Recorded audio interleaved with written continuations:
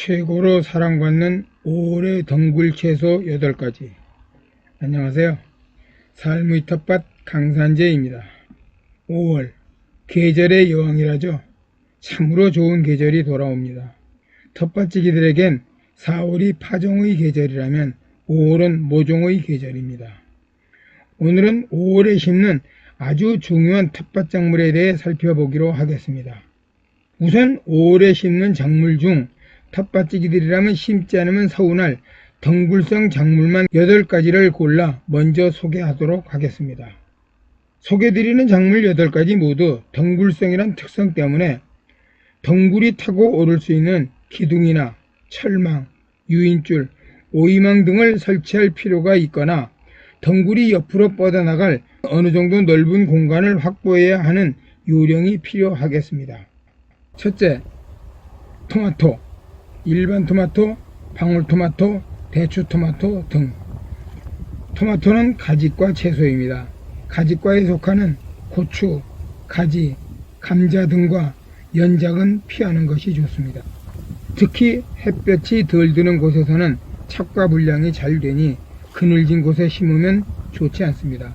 토마토는 호강성 채소 중 하나입니다. 토마토는 지온이 높아야 합니다.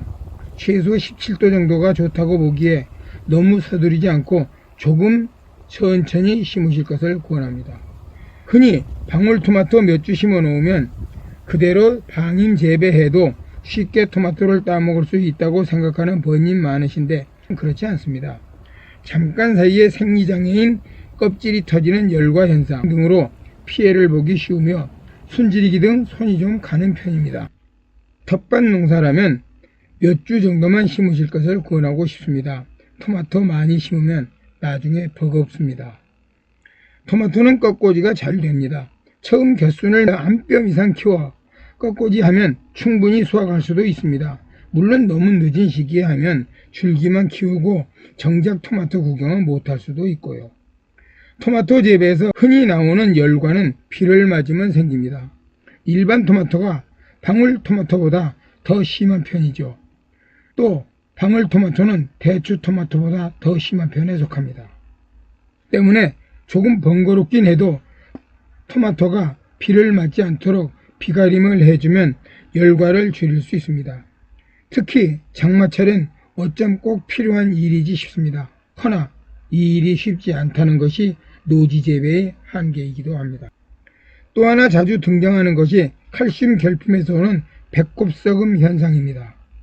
무조건 따서 폐기해야 하고 칼슘 결핍이 되지 않도록 칼슘 시비에 신경 좀 쓰셔야 합니다. 토마토 역시 순지리기라는 조금은 귀찮은 일을 해야 합니다. 토마토는 6째 화방 정도까지만 키우는 것이 기본입니다. 6째 화방만 남기고 원줄기를 적심하는 거죠. 더 이상 크지 못하게 해요. 괜시레 욕심내 7째에서 8째 화방까지 남기면 아래 부분의 토마토가 제대로 크지 않아 이것도 저것도 아닌 꼴이 되기 쉽습니다. 토마토는 좀 별난 찹과 습성이라는 게 있습니다. 이미 알고 계시는 다닥이 오이는 마디마다 찹과된다 했습니다. 그러나 토마토는 떡잎부터 9째 내외 본잎이 나온 후 제1화방이 달리고 그 다음엔 3마디 될 때마다 2화방, 3화방, 4화방 등으로 찹과하는 특성을 가졌습니다. 토마토는 한 줄 외대 재배와 두 줄 두대 재배가 있는데 한 줄 재배는 원줄기만 키우는 것이고 두 줄 재배는 원줄기 하나와 제1화방 바로 아래서 나온 곁순 하나를 동시에 키우는 방법입니다. 이때 키우는 줄기 이외의 모든 곁순은 즉시 제거해줘야 튼실한 토마토가 열립니다. 토마토 모종 구입할 때 제1화방 첫째 꽃이 핀 것이 가장 적당하다고 합니다만 실제 종묘상에서 만나기 쉽지 않은 게 문제이긴 합니다. 둘째, 오이. 오이 하면 노폐물 배출에 좋다는 칼륨과 미용 효과에 좋다는 비타민C죠. 피부 마사지에 많이 이용되지만 무엇보다 시원하게 씹히는 식감과 독특한 향내가 식욕을 돋구는 1등 채소 중 하나에 꼽히는 채소입니다. 오이 역시 박과작물입니다. 천근성이며 지주대와 유인줄이나 오이망이 필요하고 가뭄에 약하고 다비성이며 병충해도 많은 편입니다. 박과작물이라서 순지리기를 하는 것이 기본입니다. 하지만 이것이 생각처럼 녹록지 않습니다. 아차하다 보면 무성해져서 먼줄기와 아들줄기 구분이 되지 않게 되죠. 사실 모든 오이가 이런 것은 아닙니다. 품종에 따라 마디마다 오이가 달리는 다다기성과 몇 마디 건너뛰어 오이가 달리는 비다다기성도 있고, 어미줄기에 달리는 품종에서도 어미줄기와 아들줄기의 오이가 달리는 품종도 있습니다. 그러나 우리 텃밭에서 많이 심는 것은 백다다기 오이가 많기에 이에 준하여 말씀드리는 것이라는 걸 이해하셨으면 좋겠습니다.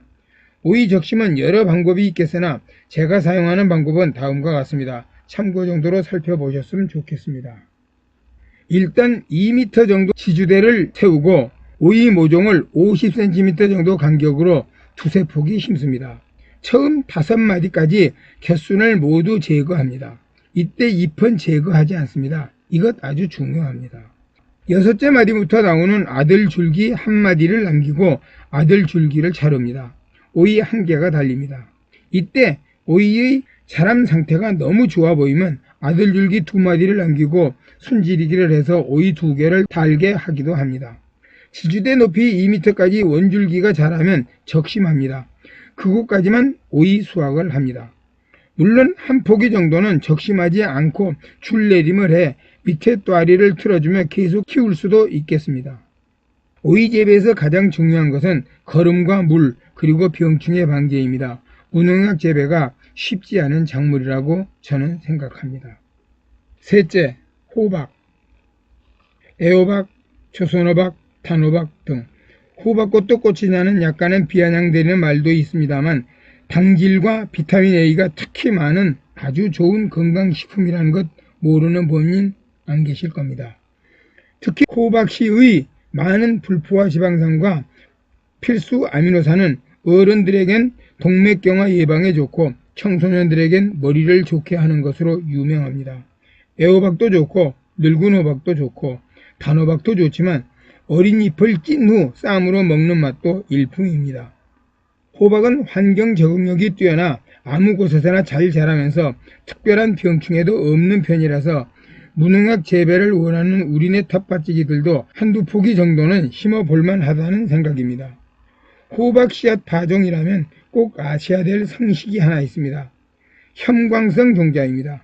빛에 노출되면 발화되지 않는 암발화 종자라는 거죠. 텃밭에선 씨앗 파종보다는 모종 한두 포기 심으실 것을 권하고 싶습니다. 육묘기간이 품종에 따라 3주에서 6주 정도 필요한 문제도 있기에 그렇습니다. 재배에 특별히 어려운 점은 없지만 덩굴성 종류인 경우라면 과분물을 막기 위해 적당하게 줄기수를 제한하는 정도면 됩니다. 또 하나 흡비력이 아주 강한 작물입니다. 거름을 많이 주면 좋습니다. 그러나 질소질 비례를 과하게 주면 수정률이 확 떨어지는 낭패를 볼 수 있기에 질소 과다 시비는 피해야 합니다. 호박은 박과작물입니다. 박과작물은 원줄기보다 아들줄기와 손자줄기에서 암꽃이 더 많이 피는 특징이 있습니다. 이런 특징 때문에 방임재배보다는 6마디에서 원줄기를 적심하고 아들줄기 2개 정도만 남겨 기르는 방법을 쓰는 것이 좋습니다. 6마디 아래에서 나온 아들줄기 하나를 골라 원줄기와 함께 2줄기를 키우는 방법도 있으니 그 중에서 한 가지를 택하시면 무난하겠습니다. 다만 아들줄기만 키우면 수확량은 더 많으나 수확 시기가 조금 늦어지는 경향은 보이게 됩니다. 넷째, 하늘마. 아열대 지역 고온 작물입니다. 덩굴성 작물이라서 덩굴이 올라가 하늘에서 주렁주렁 달리도록 지주와 망을 설치하는 것이 필요합니다. 오이나 토마토 정도 지주로는 안됩니다. 아주 튼튼해야 합니다. 또한 몇 주 정도 심는 것은 모종을 구해 심으실 것을 권하고 싶습니다. 심는 간격은 각자 다르겠으나 조금 넓게 1m 내외면 무난하지 싶습니다. 이보다 더 넓거나 좁게 심는 분도 많이 보았습니다. 하늘마는 생것을 두유등과 함께 갈아 먹거나 익혀서 먹을 수 있습니다. 영양소도 여러 종류가 많은 것으로 알려져 있습니다. 부드러운 잎을 따서 장아찌로 담그면 좋다고 하나 저는 경험한 적이 없습니다. 텃밭이나 마당에 심어 놓으면 그늘막도 되고 어느 정도 운치도 있고 공중에 매달린 하늘만 따는 재미도 쏠쏠합니다. 생각보다 수확량이 많은 편입니다. 보관도 상온 보관이라 쉬운 편이고요. 다섯째, 고구마. 5월이 대표 작물이라 해도 무방할 정도로 5월이 제때입니다. 물론 남부 따뜻한 곳은 4월에 심습니다. 고구마는 순을 길러 심는 관계로 텃밭지기들은 고구마 순을 구입해 심는 것이 편합니다. 덩굴성 작물이지만 유인줄이 필요하진 않습니다. 고구마는 흙 속에 돌이나 이물질만 들어있지 않다면 척박한 땅이 더 유리할 수도 있을 정도로 땅을 가리지 않습니다.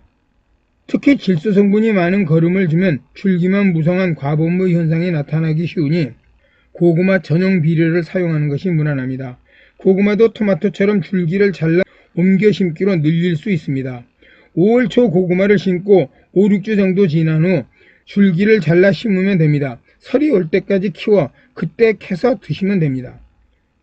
설이 맞은 고구마는 저장성이 약하므로 씨고구마로 사용할 수 없는 단점은 있지만 먹는 데는 전혀 지장이 없습니다.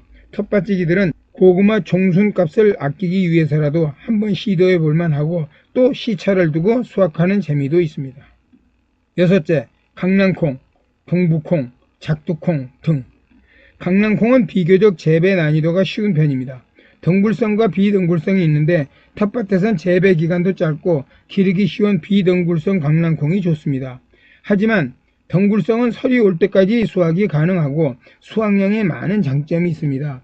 울타리 밑이나 지주대 세우고 몇 포기 심어 놓으면 만난 강낭콩 수확의 재미가 제법 좋습니다. 동부콩은 덩굴성이며 익는 순서대로 수확하는 작물입니다. 덩굴성이다 보니 울타리 밑이나 지주대가 필요합니다. 울타리에 올려놓으면 우선 꽃이 참 예쁘고 기다란 동부콩이 초록에서 누렇게 익어가는 것 보는 눈요깃감으로도 그만입니다. 작두콩은 콩도 크고 잎도 크고 덩굴도 큽니다. 좁은 텃밭이라면 장소 때문에 비추천이지만 울타리 밑이나 지주대가 가능한 곳이라면 한번 심어볼 만합니다. 작두콩은 싹 틔우기가 쉽지 않습니다.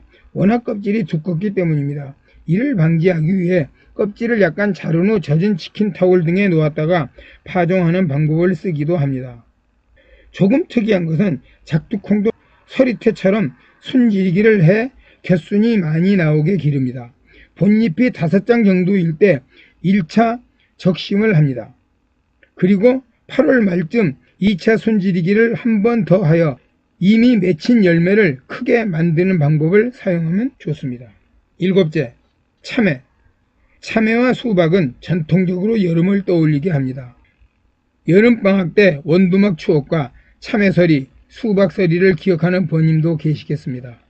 참외는 키우기는 쉬운 편인데 순지리기와 유인에 손이 좀 많이 가는 작물이기도 하지만 재배 초기만 그렇고 텃밭에선 적당한 시기에 방인 재배해도 어느 정도 수확은 가능한 작물입니다. 5월 모종 심기에서 빼놓기 서운한 작물이기도 하고요. 2-3 포기 정도라도 꼭 심으시기 바랍니다.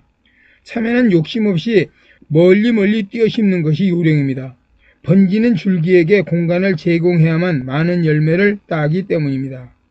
우선 두둑을 50cm 정도 폭으로 만들고 폭이 간격 50cm 정도 띄어 한쪽 고랑으로 줄기를 내려보낼 수 있습니다. 고랑은 깊게 만들지 않고 평일항에 가깝게 만들어야 합니다. 고랑이 얕거나 없는 관계로 배수가 잘 되는 곳이라야 함이 무조건 갖출 조건 1순위입니다. 장마철 물에 잠기면 절단납니다. 다른 방법은 폭이 간격을 2m 정도 띄어서 두둑으로 유인하는 방법도 있습니다. 저는 개인적으로 이 방법을 선호합니다. 물론 밭에 여유가 있다면 두둑을 넓혀 2줄 심기도 가능하겠습니다.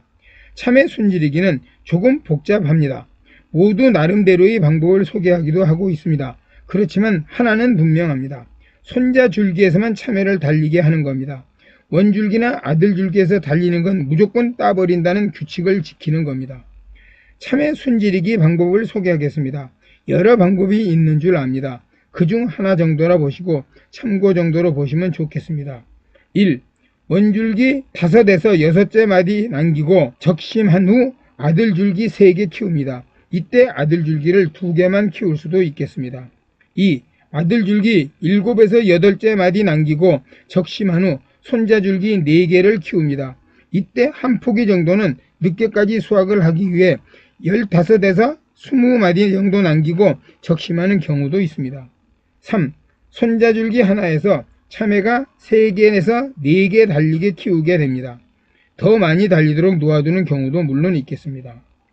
참외 재배 최대 적은 장마입니다. 어쩔 도리가 없습니다.